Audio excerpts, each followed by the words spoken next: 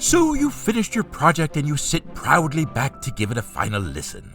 But to your abject horror, you find your video cluttered and unfocused, loaded with a confusing mix of ideas, pacing issues, and musical mishaps. So now comes time for what Stephen King refers to as killing your babies. In other words, going back and removing any part, no matter how large or small, whose absence will not affect the finished product, but the removal of which might help to focus and streamline the work. For any new content creator just now dipping his or her toes into starting a channel, this is a video on the importance of editing. Now, this is not a course or a step-by-step guide. I leave it to you to decide what content should or should not be removed. This is very plainly an illustration of an edited video compared with its raw, unedited form. One of your most important motivations for proper editing is the audience. You want your videos to be seen, and viewers have a tendency to move on after the first hint of stagnation. Hell, I do it. We've all done it. There's a million goddamn videos out there. No one wants to waste time on crap. So let's begin with a look at the edited video.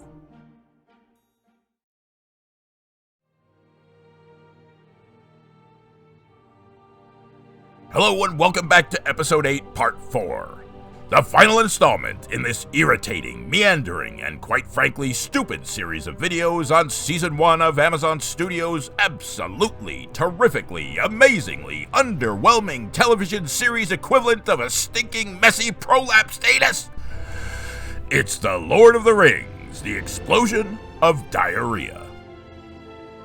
This section of this final episode features 5 characters: High King Gilgalad, Celebrimbor, Halliburton, Delrond Half-Elf, and of course, Mighty Morphin Power Pussy.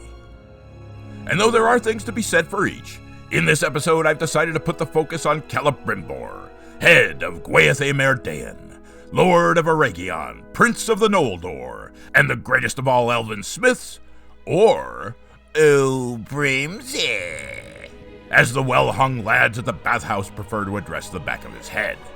So this section begins with Halliburton and Mighty Morphin Power Pussy riding to Eregion, where we find Delrond Half-Elf and Brimsy. These two idiots are at opposite ends of the same issue, with old Brimsy desperate to solve a problem. If only there was some way of doing more with less. In the hideously terrifying face of Delrond Half-Elf's negativity. We must inform the High King of our failure. This entire season brings up a list of questions. Let's begin by taking a look at the first meeting of Halliburton and Brimsy. This is a peculiar ore. What is it? Not enough. Have you tried combining it with other ores to better stretch it out? That wouldn't be suitable for this ore. Why not? Because in the amounts we need, it would too greatly dilute its unique qualities. Couldn't the right alloy also amplify those qualities? Amplify. I've seen a trace of nickel added to iron to make a blade lighter and stronger. Might there not be some alloy to amplify the qualities of your ore? Well, that is an intriguing suggestion. And so, old Brimbor, the greatest of all elven smiths, never once considered combining the mithril with another ore. It never even occurred to him that this could enhance the mithril's magicalness. Wasn't it just a few minutes ago that he flat out said these words? If only there was some way of doing more with less. And the idea of combining ores didn't just pop into his head? And this leads to a very interesting scene.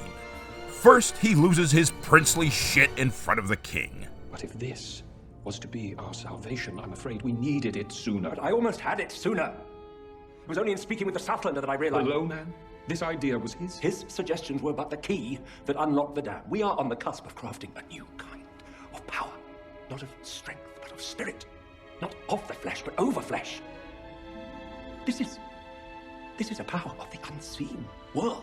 Look, I may be talking above my station here, but don't you think that this little speech might just throw up a red flag or two? I almost had it sooner. Wouldn't the almighty head of Gwaith Emer Dain, suddenly ranting at the king and blowing a gooey into his robes over an unseen power over flesh, Not of the flesh, but over flesh. be just a wee bit concerning? We are on the cusp of crafting a new kind of power. And then, in a moment of underplayed brilliance, The writers use all the gentleness and careful consideration of a maniac wielding a sledgehammer to very subtly infer that old Brimbor might just be under the influence of Sauron. Those words, power over flesh. Where did you hear them? I was conferring with my smiths, I think. I believe those are my words. Wow, really subtle. I gotta give these writers their due praise. At least they're consistent. Consistently stupid. And again, we bear witness to the Lord of Aragion, using his centuries of experience to solve the mithril issue. The mithril is proud. It refuses every effort to bond it with lesser ores. It doesn't make any sense. We used enough pressure to fuse the very heavens with the earth. It should have held this time. Perhaps we've been pushing ourselves too hard. Pushing ourselves too hard. Supposing we've been using too much force. The metals shouldn't be forced to join, but more drawn or coaxed together. Now, if that's true, we've been doing it all inside out. So here we are again, with the great Lord Brimbor, metallurgist at large, the greatest of all elven smiths, who is such a master of his trade that he can't even comprehend the very simple idea of doing the opposite of what hasn't been working without being told to do so. This writing is truly gold standard. And in this final scene, we see this trio of mongoloids discussing the forging of the rings. So, do we proceed? No. We must make 3. 3? Why 3? One will always corrupt. 2 will divide. But with 3, there is balance. And again, someone needs to tell the greatest of all elven smiths exactly what he needs to do. So let's take a look back at Brimsey over the course of this season and see what we've learned. He doesn't consider alloying the metal. He can't fathom the concept of opposites. He's weak-minded, whiny, confused, filled with self-doubt.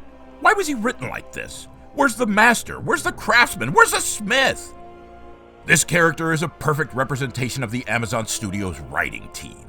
A smug dumbass who glides by based on a title and the hard work of those who surround him.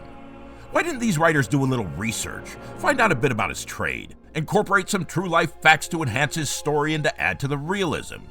There is an answer, and that is, again, all Amazon wanted was to create a soap opera based in Middle-earth, using familiar names and locations, but avoiding as much of that troublesome, creatively stifling lore as possible. Or was it as simple as having a male portrayed as too intelligent would take away from the female character in the scene? Your guess is as good as my, yeah, that was it. I suppose the girls over at Amazon have just learned a valuable lesson. Sometimes writing can be hard.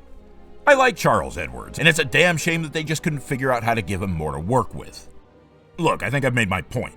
This series is shoddy, poorly thought out, juvenile, and seriously fails in its attempt at putting on airs. But the best part is, it's over, and I can finally put this garbage fire out of my head and move my attentions over to something a little less offensive, less noxious, like cannibalism or necrophilia. And with that, the party's over. It's been real. It's been fun. It's been a crazy trip into the bleak and barren wastelands of stupidity. I would like to bid you all a fond farewell, and until next we meet, I'm happy that you chose to come along with me on this ridiculous adventure. Good night.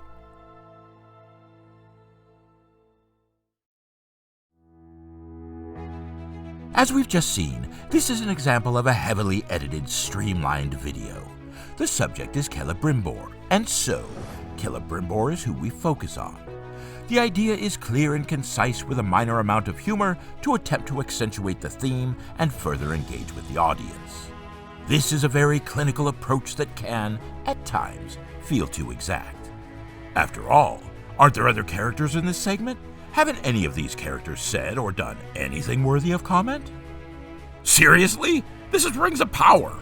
The writing on this show is terrible. Of course the dialogue is so stupid there's a hell of a lot more to comment on. Of course there's more to comment on. What of Galadriel and Delrond Half-Elf's adventures?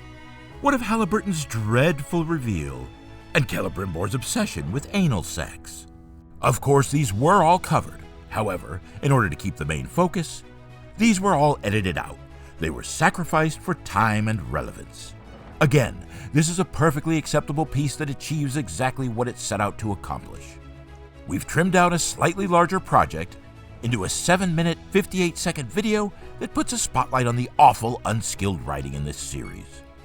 Now, the original unedited form is only a few minutes longer, but with the importance of editing, we've been able to produce a clear, concise, and focused project featuring everything that the creator intended without muddying the waters. Thank you for watching. We'll conclude this example of the importance of editing tomorrow with a look at the slightly longer unedited version. I hope you'll join me then. Good night.